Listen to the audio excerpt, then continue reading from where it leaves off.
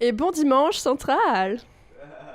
Bienvenue à Lyon Clairez. Aujourd'hui, je vais vous parler des Utopiales. Donc certainement l'un des plus gros festivals européens de science-fiction, les Utopiales envahissent la Cité des Congrès de Nantes du 29 octobre au 3 novembre.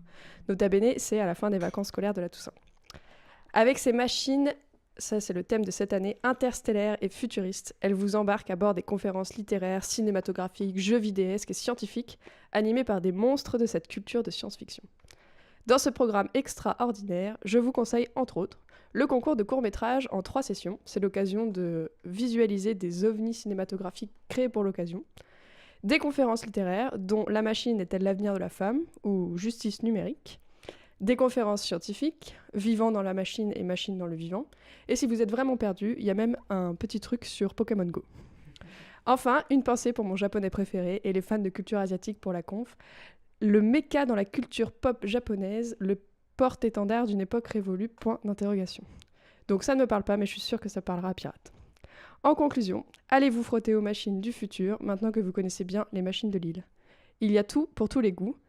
C'est 29 pages de programme complètement dantesques, illustrées par une affiche de toute beauté. Les Utopiales, du 29 octobre au 3 novembre, courez-y.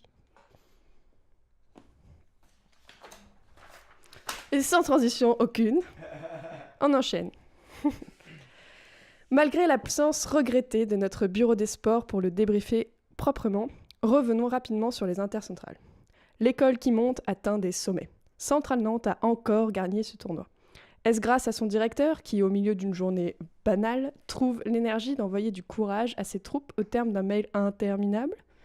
Est-ce grâce à l'hospitalité des Lillois qui accueillent en immersion totale les sportifs dans leur climat nordique ? En immersion, ça veut dire entente en fait. Est-ce grâce à l'interdiction de l'alcool aux intercentrales ? Ces questions restent ouvertes. Quoi qu'il en soit, du plus sportif au plus jambon, on ne peut s'empêcher d'être fier d'avoir une fois de plus écrasé les Lyonnais et assis notre domination sur les écoles centrales.